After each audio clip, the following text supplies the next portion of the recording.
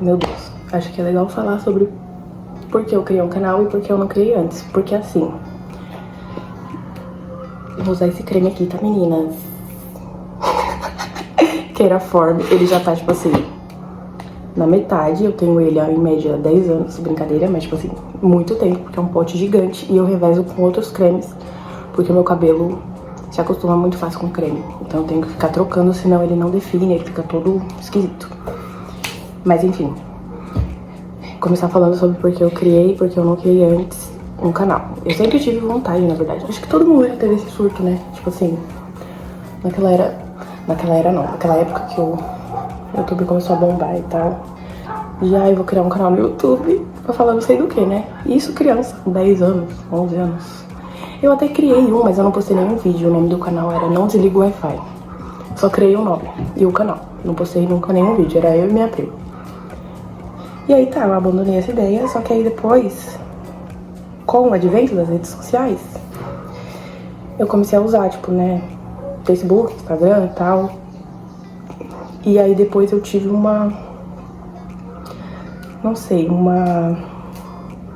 eu dei uma bela pausa, assim. Porque eu via que tava me tomando muito tempo, me fazendo muito mal.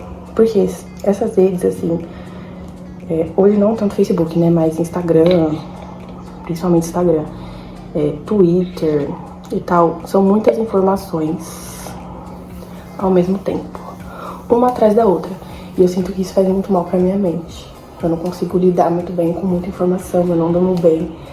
À noite, mexer no celular pra mim é terrível. Então teve uma época que eu parei, eu desinstalei, fiquei meses sem.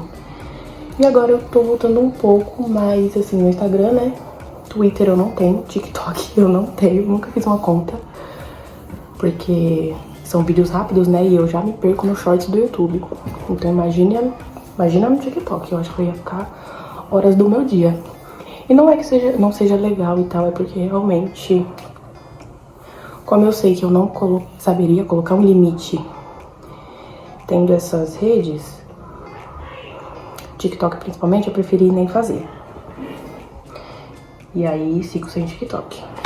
Mas Instagram eu tenho, eu não mexo muito. Ultimamente até que eu tô mexendo um pouco mais. E Twitter eu já tentei mexer, mas tipo assim, não sei, eu realmente não sei mexer no Twitter. Não sei mesmo. Aí eu desisti, porque não é uma coisa muito assim importante pra mim.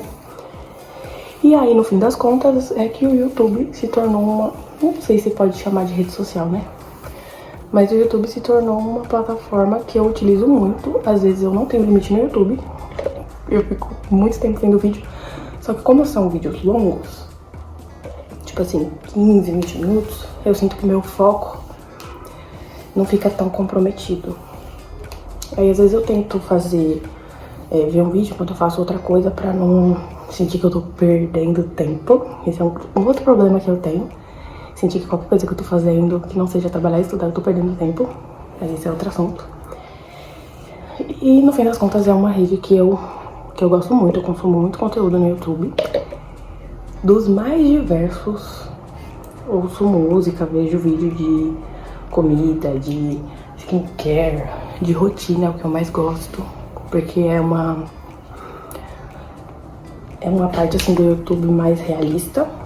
Eu gosto bastante, que eu acho que é isso que mais falta nas outras redes, né? Às vezes é uma coisa muito glamourosa, muito vida perfeita. Instagram, então, que é foto das pessoas viajando. Tipo assim, ninguém que tá sofrendo fica postando no Instagram, sabe?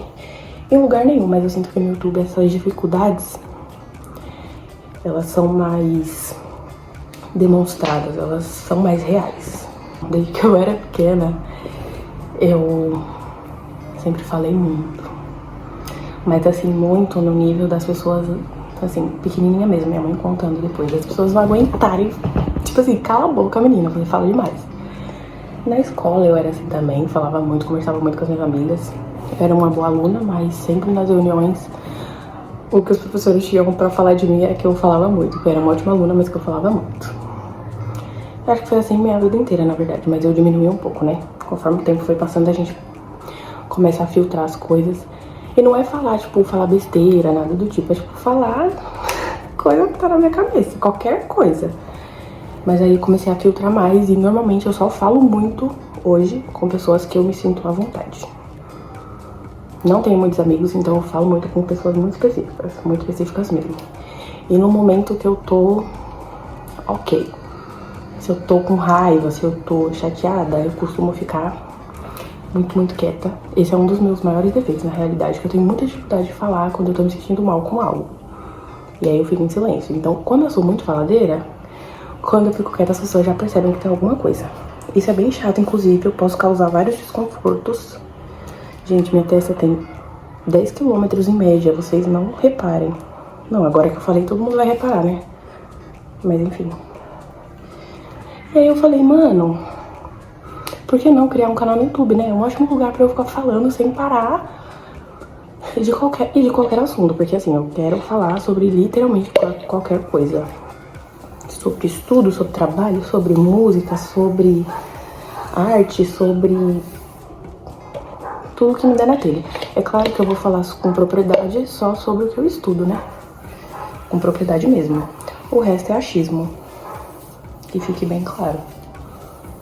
Então, este vai ser o intuito do canal. Falar sobre qualquer coisa que me der na telha, como eu sempre fiz. E aí eu fiquei pensando...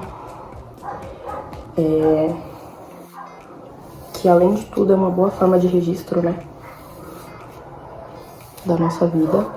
Acho que fazer vídeo, tirar fotos, é uma boa forma de registro.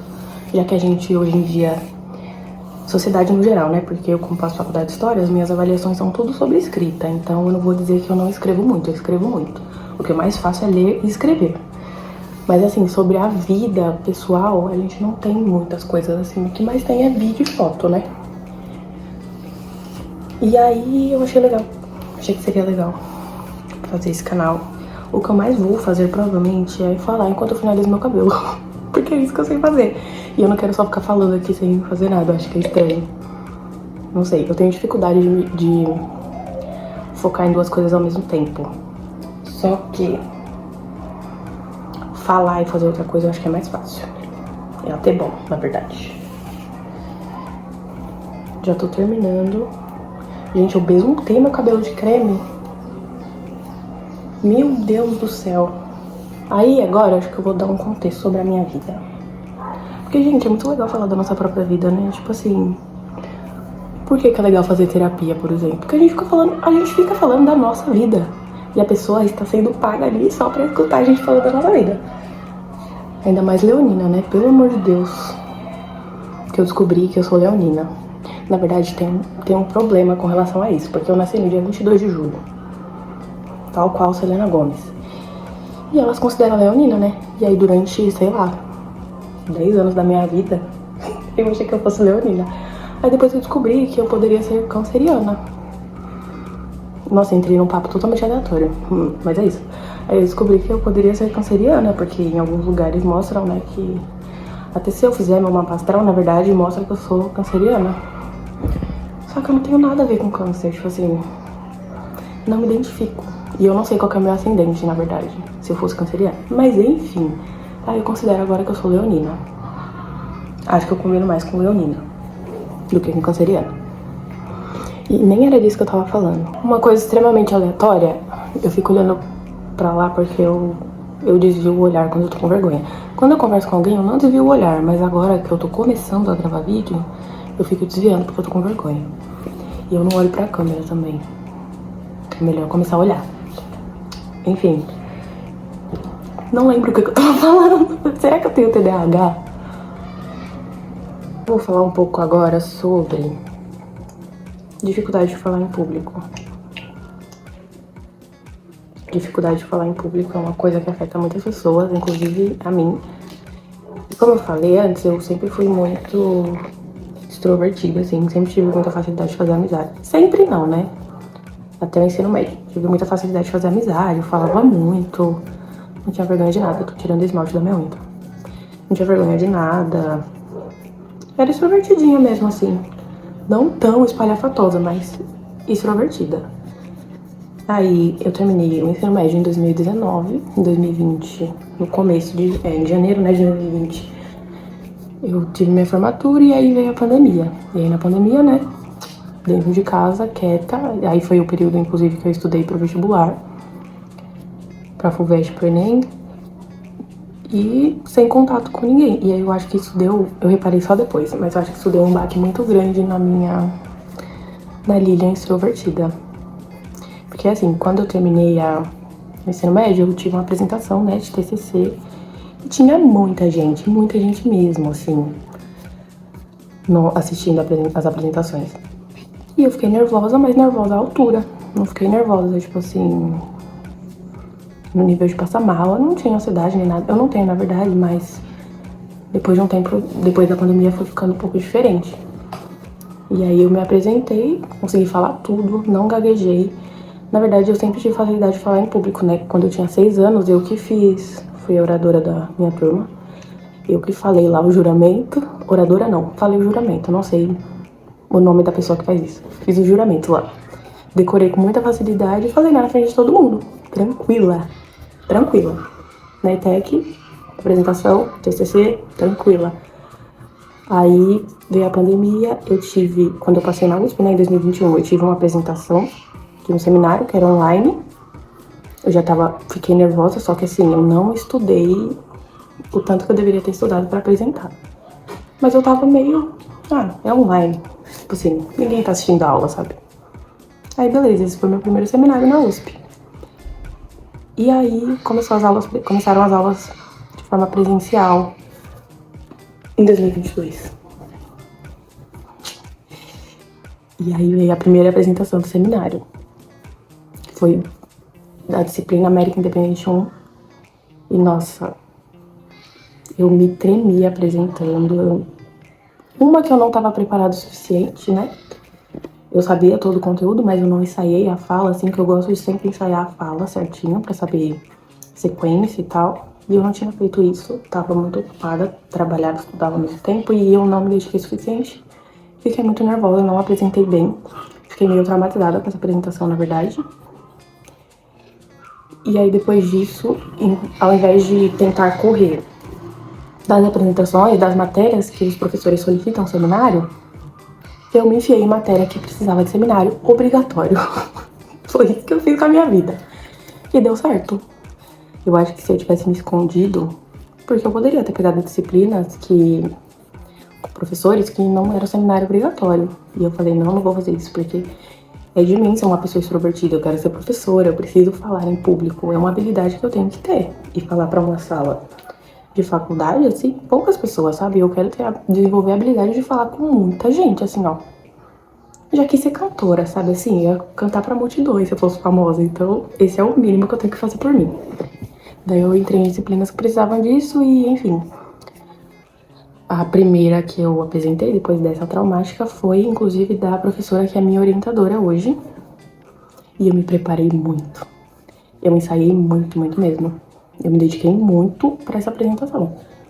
E eu apresentei super bem. E aí eu acabei com esse trauma na minha cabeça. Acabei mais ou menos. É porque, assim, até essa apresentação eu tinha dificuldade até de tirar dúvida com o professor em aula, de levantar minha mão. Eu não conseguia fazer isso. Se eu tivesse qualquer dúvida ou qualquer comentário pra complementar, eu não fazia isso na faculdade. E no ensino médio eu sempre fiz. Nossa, eu era aquela chata que ficava na frente fazendo pergunta pro professor. Insuportável. E na faculdade, ó, silêncio. Aí depois eu fui me soltando um pouco. Agora eu não tenho tanta vergonha assim. É porque eu tenho muito medo de ser julgada, de fazer uma pergunta idiota. Antes eu não tinha, mas na faculdade vem uma pressão muito grande e a gente tem vergonha às vezes. Tem gente que é mais inibida e tal, mas vergonha de fazer alguma pergunta que vai ser tirada de, meu Deus, olha o que essa pessoa perguntou. E aí, como eu tava falando, né, a matéria que me ajudou, assim, a tirar esse medo foi essa da minha orientadora, que é Brasil Independente 2. E por que me ajudou? Normalmente, no meu curso, os professores dão aulas expositivas, então eles ficam... Tem professor que fica 4 horas falando. Tudo bem, o aluno pode levantar a mão pra tirar dúvida. Só que eles estão ali num ritmo que, se você tá com dúvida, você não quer levantar a mão pra atrapalhar. E no geral é isso. Mas com essa minha professora de Brasil Independente 2, ela fazia metade da aula de exposição, ela falando o conteúdo, sempre com muita abertura para tirar dúvida, muito tranquila, foi uma das melhores disciplinas que eu já tive. E na segunda parte era ou discussão de texto ou um seminário. E aí na discussão de texto ela fazia grupos assim, pedia para que a gente fizesse grupos e dava meio que uma pergunta para cada grupo responder e a gente tinha que falar sobre isso. Responder essa pergunta, né? Não necessariamente tinha que ser todo mundo do grupo, não precisava levantar nem nada, era todo mundo num lugar assim, mas reunia o grupinho ali e respondia aquela pergunta. E aí, das primeiras vezes que ela fez isso, eu sempre deixava para que as outras pessoas do meu grupo falassem. Eu tinha muita vergonha, como eu falei. Isso foi inclusive antes de eu apresentar meu seminário dessa disciplina, porque meu seminário tinha ficado bem pro final do semestre. E aí, uma das vezes, ninguém queria falar, porque nunca era o mesmo grupo, né? Trocava. E aí, nesse meu grupo, ninguém tinha lido o documento. Ninguém não, acho que eram 5 pessoas. Poucas pessoas tinham lido o documento. Eu tinha lido, tinha grifado, tinha entendido, porque eu sempre lia todos os textos dessa disciplina. Eu sempre tento ler de todas. Mas essa era a minha prioridade no semestre. Então, eu tinha entendido, tinha lido, tava fresquinho na memória. E aí, eu tive que falar, mesmo com muita vergonha. E foi aí que deu uma destravada, porque eu meio que fui obrigada, né? Não podia passar o grupo assim, em branco, sem ninguém falar. Daí eu tive que falar na frente de todo mundo. E, gente, meu coração acelerou de uma forma que eu achei que eu fosse passar mal. Nesse dia eu achei que eu fosse passar mal. Pra falar assim, 1 minuto. Mas aí eu falei e deu tudo certo, eu não morri. Ela concordou com tudo que eu falei, tava tudo maravilhoso. Aí eu percebi que, nossa, eu não vou morrer se eu falar na aula. Tá tudo bem, ninguém vai ficar me julgando. E se eu tiver errado, eu tô aqui pra aprender também. E é isso, daí acabou um pouco com esse meu medo. Aí depois veio o seminário e ficou tudo bem. Hoje, matéria que tem seminário é a matéria que eu quero entrar. O professor geralmente dá 2 opções, assim. Nos que não são seminários obrigatórios, eles dão 2 opções. Ou um trabalho escrito ou um seminário. Eu tento escolher o seminário porque eu vou ter que fazer os 2. Eu vou ter que escrever sobre aquele tema, sobre aquele texto, sobre aquela temática, e aí depois arrumar uma forma de falar sobre aquilo. Então eu sinto que eu aprendo muito mais. Na realidade é comprovado, né, que quando a gente tenta ensinar pra uma pessoa, a gente externaliza, fala, organiza os pensamentos de forma que dê pra explicar pra alguém, a gente aprende mais. Então assim, sempre que eu puder escolher seminário, eu vou escolher. E aí depois disso, nossa, deu tudo certo, dei até aula. Eu acho que criar um canal, gravar vídeos vai me ajudar a melhorar minha fala, organizar meus pensamentos pra falar, não sei, talvez ajude. Falar em público, apesar de ser só uma câmera, né, a gente sabe que tá falando pra alguém. Eu espero que eu esteja falando pra alguém. Porque eu não for pra falar sozinha, né, pelo amor de Deus. A mesma pessoa que falou ontem, que se ninguém ver vai continuar gravando. Mentira, gente, eu quero que alguém veja, né, eu não sou nenhuma otária também, não tô aqui à toa. Mas é isso, eu não sei se o áudio vai estar muito bom, se a imagem vai estar muito boa, a iluminação. Mas eu tô tentando começar com o que eu tenho, pra não ficar colocando empecilho, não ficar procrastinando. Porque, como eu falei, quando eu tenho uma ideia, eu gosto de pôr ela em prática e seguir firme. Então, acho que começar com o que a gente tem já é um bom início. E é isso, acaba o vídeo por aqui. Um beijo, até o próximo.